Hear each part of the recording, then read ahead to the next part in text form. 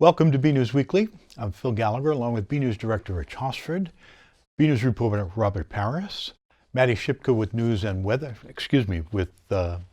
weather and community calendar, and Marge McDonald with senior news. Thank you for joining us.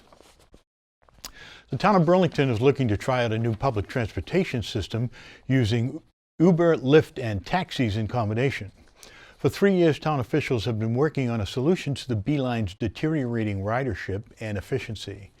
The issue was on the agenda of the August 12 Board of Selectmen meeting, where Town Administrator Paul Sagarino stated the economic reality is that the B-Line service will have to be eliminated. He said the low ridership numbers make it impossible to continue the service. DPW Director John Sanchez and Council on Aging Director Marge McDonald have been working on transportation alternatives. The state has issued a request for proposal for transportation grants, both capital and operating. Ms. McDonald informed the board that she had applied for a grant for a new COA van and a federal grant to subsidize half the cost of public Uber, Lyft, and taxi services. According to Sanchez, the town still has funds from the MBTA grant for the current B-Line services. With the permission of town meeting, they'd like to use the funds from the B-Line account for a 6-month pilot program. The program would provide financial assistance to elderly, disabled, and/or household income eligible residents through a form of a $10 voucher per each ride. The average cost of an Uber ride in Burlington is about $10, so the cost of each ride might be covered by the subsidies. The current B-Line cost per ride is roughly $14 for the town, so the new program looks to be more cost effective. The program will also make transportation available for nights and weekends, something the B-Line doesn't cover. It also gives riders point-to-point and on-demand transportation. The Burlington Transit Authority voted unanimously in favor of a program. A warrant will be presented at September town meeting informing them of the proposed transportation program and request the use of funds from the revolving account for that pilot program. May town meeting will be approached to provide either 100% or 50% funding pending grant approval. If ultimately approved, the new ride service public transportation program will go into effect July 2020 when B-Line service is discontinued. The Board of Selectmen recently voted to approve a policy that allows members of boards and committees to participate in meetings remotely through electronic devices in certain circumstances. This will allow members to participate in the discussion to vote without being deemed absent. There are some conditions that must be met for a board or committee member to participate in a meeting remotely. The first is that the person participating remotely and everyone at the meeting in person must all be audible to each other. The second is that a quorum of the board must be in physical attendance and that the chair or vice chair must be at the meeting in person to preside over the proceedings. There are also a list of accepted reasons a board committee member can participate remotely. These include personal illness, personal disability, an emergency, military service, or due to geographical distance. Remote participation can be done with a telephone with internet or satellite-enabled audio or video conferencing, or any other technology that enables the remote participation. If the technology has video, the person must be visible to all people at the meeting. Remote participation for any meeting is at the discretion of the chair, who can approve or disapprove. Selectman Nick Priest was the one to propose the policy. He said this was something that an Information Systems Advisory Committee had discussed in the past, and that since modern technology makes it possible, he thought it should be an option for when it is necessary. Selectman Mike Runyon said he had concerns about allowing remote meeting participation, both because residents may not like it and because some members might abuse the privilege. Town Clerk Amy Warfield, who oversees that all the boards and committees observe proper adherence to the open meeting laws, said that the provisions in the policy don't allow someone to attend a meeting remotely just because they want to. She also said that peer pressure and pressure from the public would likely prevent anyone from regularly using remote participation on a flimsy excuse. In the end, the board voted 4-1 to approve the policy. Selectman Runyon voted against. Now, what follows is a editorial comment and is not the position of BCAT or its board, but my own opinion. This policy is good in one respect for committee meetings, subcommittee meetings. For instance, on the Ways and Means Committee, some members have as many as 14 subcommittees and have to meet on a fairly regular basis during budget season. So there are literally hundreds of meetings subcommittee meetings that go on through town meeting and the other committee boards. However, the elected officials only meet once or twice a month, and it shouldn't be that much of an imposition on their personal time, since they ran for election, to attend these meetings and be in front of the camera, in front of the people. And that is the second issue, is the camera. How on earth is BNEWS, going to be able to cover these meetings and get shots of somebody who's on a, what do you call those things? A computer, a laptop. How are we going to be able to see these people and hear what they say when they're not directly connected into the feed and cannot be? So once again, that's an editorial comment, not the position of the BCAT Board of Directors. Thank you. Two Burlington Department of Public Works employees were recognized with a special certificate of recognition by the Board of Selectmen. DPW members Mike DeSimone and Patrick Duran were honored for taking first place in the Mass Highway Association's Driver Skills and Safety event on July 17th at Wachusett Mountain Ski Area. The event is otherwise known as the Snowplow Rodeo, but Town Administrator Paul Sagarino emphasized it as an important event that tests drivers' skills and safety awareness. The two men who beat out 30 other teams to win the top spot in the states will represent all of Massachusetts in the 2019 Western Snow and Ice Conference Snow Rodeo from September 25th to 27 in Loveland, Colorado. Sagarino added that the dedication shown by the two DPW employees is a reflection of what he sees in town employees in all departments. DPW Superintendent John Sanchez said the competition is designed to promote teamwork, safety awareness, and driving skills. He said that while in Colorado, the two winners will also attend seminars on snow removal, related topics.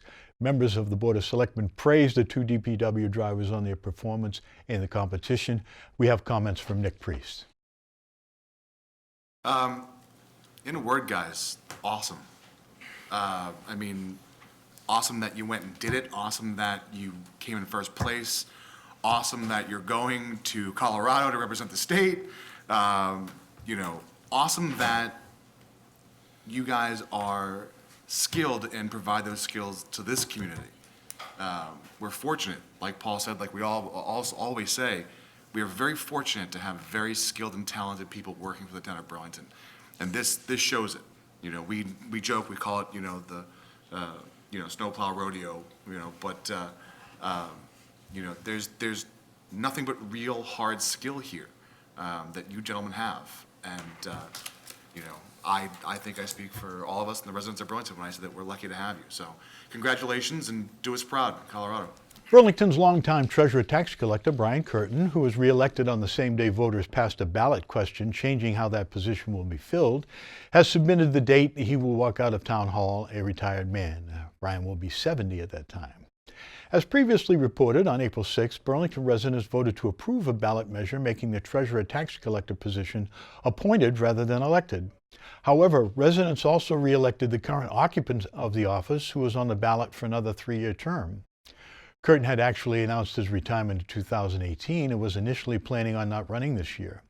However, when then Town Administrator John Petrin said he was also retiring this year, and it seemed clear that then Town Accountant Paul Sagarino would seek that position, Curtin said he decided to reverse course so as to not have too sudden a change in the town's financial team and leadership. Now with Sagarino in the top spot and Town Accountant John Denizio settled into his role, Curtin announced at last week's Board of Selectmen meeting that he will be leaving on June 30th, 2020. This date marks the end of that fiscal year. Curtin added that he is looking forward to retirement, but also wants to help make the transition a smooth one by participating on the search committee for his replacement. He is also working on a monthly log of everything he does and a list of recent changes and things in the works currently. Those things include software changes that his replacement will need to be appraised of. Board of Selectmen Chairman Joe Morandi said the board will work with Sagarino and Denizio to figure out a game plan for advertising the position. First introduced during the Parks and Recreation Department's 50th anniversary, Ice Palace Day is a fun way to stay cool from the summer heat with your friends and family. BNEWS reporter Robert Paris was there at this year's event and has this comment. You are as cold as ice. On Friday, August 16th, the Burlington Parks and Recreation Department held their third annual Ice Palace Day. We started it as part of our 50th anniversary events, and it's just carried. This is our third year. We have a great turnout. We see about 75 people every year for it. We do a little puck shooting contest from the red line. And we have different age divisions, so the younger kids go from the blue line and then we move it back to the red line. Got that little slot opening at the bottom of the board for the net. We do a time trial around the ice as well, do a little skating, see how fast they can get around. We'll do that in age groups as well. And then just a great time, to come out and skate with your family and friends. So a lot of open skating. There were a variety of skaters from different age groups on the ice. I just want to go skating because I live on a lake, so no ice, so I need to come here for skating. I just wanted to skate around and have some fun. You just get to skate around and have fun. I've been skating for a long time and I find it just very fun. Having fun with my friends and playing around. Teaching my brother. Lastly, the Parks and Recreation Department is always thinking outside the box to keep everyone cool from the summer heat. Like with all of our events, we just love the family events, the community events that, people really get a chance to be with their friends and do something fun, and we're providing that opportunity for them. And we just want them to take away a good time. From the Burlington Ice Palace, I'm Robert Paris for BNEWS Weekly. A good number of Burlington children completed a week-long academy meant to give them knowledge and tools to stay safe. The Middlesex County Sheriff's Office congratulated more than 160 graduates of the Youth Public Safety Academy during a ceremony at Chelmsford High School on Friday, August 2nd, 2019. The graduates were primarily from Burlington, Framingham, Medford, and Natick. It was the fourth of six such graduations planned for the summer. For 6 weeks each summer, the Middlesex County Sheriff's Office offers youngsters ages 8 to 12 from Middlesex County communities the opportunity to participate in educational and confidence-building activities alongside members of the Sheriff's Office as well as their local police and fire departments. Academy staff incorporates multiple learning styles to teach personal safety and teamwork while building relations between youth and public safety officials. Sheriff Peter Katusian said this is the 20th year his office has hosted the Safety Academy, and every year they have seen the positive impact it has on youngsters across the county. He said cadets at this camp learn lifelong skills in areas like fire safety and emergency preparedness, but just as importantly, they foster bonds with their community officials in a way that keeps that educational curiosity alive far beyond one summer. The Burlington Board of Health has placed emergency kits in a number of key locations in town and is inviting residents to learn how to use them in an emergency that results in a bleeding injury and perhaps saves someone's life. The Board of Health, in collaboration with the Burlington Volunteer Reserve Corps and the Burlington Fire Department, has been providing Stop the Bleed training for interested members of the public for the last several years and will do so again if requested. Stop the Bleed is a national awareness campaign that trains and empowers bystanders to act in bleeding emergency before professional help arrives. Because victims suffer from massive bleeding, can die from blood loss within only 5 minutes, it is important to act quickly to save lives. In an effort to give the public the tools needed to save lives, the Board of Health has received a grant through the CDC to purchase several public access bleeding control stations. Bleeding control stations are not intended for general first aid, but for injuries where the victim could bleed out in minutes, such as the severing of a major artery. A public access bleeding control station provides the equipment needed for the public to take action, if needed. In a major traumatic event, such as mass shooting, but also more commonly for any accidental or sports injury that has caused major bleeding or shark attack, bleeding control stations have been placed next to AEDs in the Burlington Public Library, the Human Services Building, Town Hall, the Burlington Ice Palace, the Burlington DPW, and the Burlington Police Station. Equipment at the station is placed in an airtight sealed container and includes a trauma dressing, gauze, tourniquet, and an instruction card. This equipment could be used by an off-duty medical personnel and first responders, but also by any bystander who knows how to implement bleeding control techniques. You can get hands-on training on how to use this equipment. If you are interested in taking an in-person class, the Board of Health with the Burlington Volunteer Reserve Corps and Burlington Fire Department will be continuing to offer Stop the Bleeding training to the public free of charge. Anyone interested in attending the training can call the Board of Health at 781-270-1955. In our segment, Who Works for Burlington?, we talk to town employees not often in the news. This time we are featuring Burlington Health Agent Marlene Johnson. Let's take a look at what she has to say. In our quest to bring you the stories of town employees you may not see or hear from often, we present the next installment of Who Works for Burlington. This time up, we have Burlington Health Agent for the Board of Health, Marlene Johnson. Marlene started her career in health inspections in Boston before moving on to Woburn and then taking a job in Burlington nearly 14 years ago. Before entering the field, she was on the other side of the health inspection process. So I actually started as a restaurant manager myself. So my first degree was an associate's degree in applied science for hotel restaurant management. So I worked in hotels and restaurants for probably about 8 years. And so I always remember the health inspector coming in, and I thought, wow, that's really interesting, and was interested to know how do people get foodborne illness? How do they get food poisoning? So I got burnt out like many of us do in the restaurant business, and so I decided to look into what I needed to become a health inspector. What she needed was a background in science, so she went to Northeastern University during nights and weekends and got a bachelor's of science in health science, and thus launched her career as a health agent. So what does a health agent do on a typical day? Marlene shared how the day of the taping started. So the first thing I did today was I responded to a complaint. We received a complaint yesterday afternoon about a swimming pool at one of the hotels where the water was cloudy.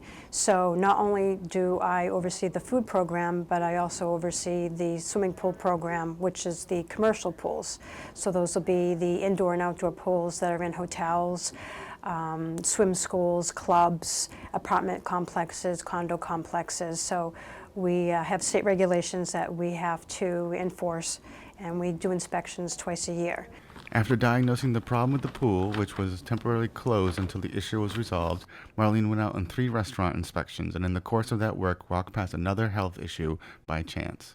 When I was going to my 3rd inspection, which was at the mall, I happened to walk by another restaurant and saw some violations on the way, so I had to stop and knock on the door and deal with that and get them to correct the violation that I saw. And her day wasn't over yet. And then this afternoon, I'll be going over for a follow-up on a pre-operation inspection at Eddie V's, and they're soon to open. So that's a typical day. Inspections, responding to complaints, suspect foodborne illnesses. I also do a lot of plan reviews. So all the new restaurants that come to town, they have to come through the Board of Health and get approved. And what I'm looking at floor plans, and I'm looking at the state regulations, which is the food code, making sure that they're in compliance, that it's being built according to those regulations. When doing inspections, there's a lot to consider, especially in a town like Burlington with a wide variety of restaurants with a big array of food types and cooking processes. We don't go into a restaurant and look at floors, walls, and ceilings, because that's not going to make somebody sick. What we're looking at is we're looking at the temperature of the food. We're looking at the temperature of the equipment the food is stored in. We're looking at how they're preparing it. Are they preparing it with bare hands if it's ready to eat? Are they cooking the food to the proper temperatures? Marlene said that when dealing with businesses, be they restaurants, stores, tanning salons, or places with pools, the goal is to be partners rather than to be confrontational. We want to work with them.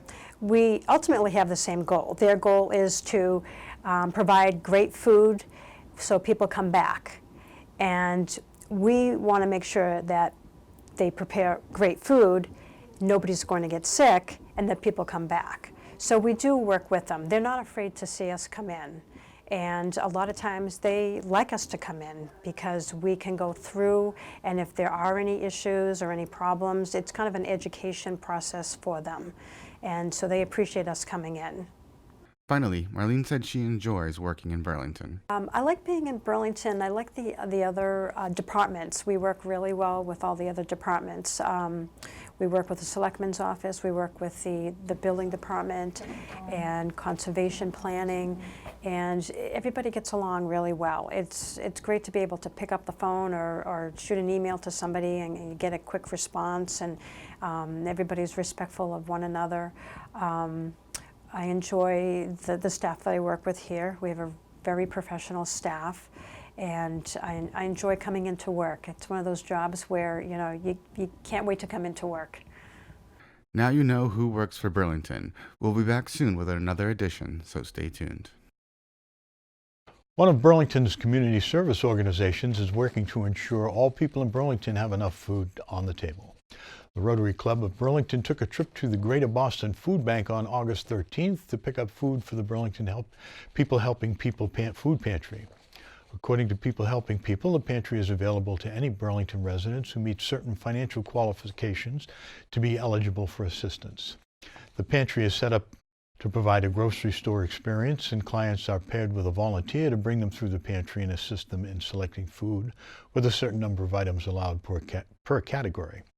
Currently, the pantry services between 120 to 130 Burlington families per month, or around 350 people, according to recent data. While a majority of those served are adults, 35% are children and 11% are seniors. The Rotary Club is a community service organization that meets Fridays at the Hilton Garden Inn. Guests are always welcome, and their next great speaker will be Channel 4 Chief Meteorologist Eric Fisher on September 13th. Peter Brown is on vacation this week, so Maddie Shipka is pulling double duty and has both this week's weather report and a look at the community calendar. We go to her now. Hello, I'm Maddie Shipka, filling in for BNEWS meteorologist Peter Brown, who's out this week. We start our report with the almanac, which says we're going to have an average temperatures with a high in the low 80s. Historically, there's been summer-like temperatures in the past, with a high of 92 degrees recorded on this day in 2003. However, the historic low for this day was 46 degrees in 1969. One final note on the almanac is that the days are getting shorter. The sunset will begin at 7:35 p.m. Now let's take a look at the 7-day forecast. I do have to say, it seems like another average week of summer temperatures. Thursday we'll see mostly sunny skies with temperatures in low 80s, and Friday and Saturday will bring another mix of mostly sunny skies with temps in the mid to high 70s. Saturday and Sunday will have mostly sunny skies with temps in the low 80s, and Monday and Tuesday we'll see more sun with temperatures in the low to mid 80s. Finally, a chance of rain on Wednesday with temperatures in the low 80s. That's all for your weekly forecast. I'm Maddie Shipka saying, as Peter Brown always does, get out and enjoy the weather.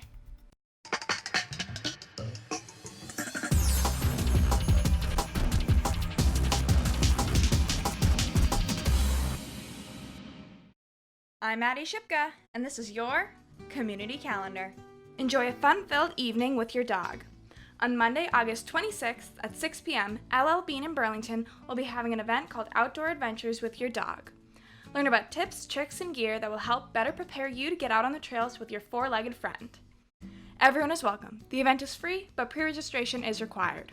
For more information, visit llbean.com or call 1-888-552-9866. It's an upside-down world.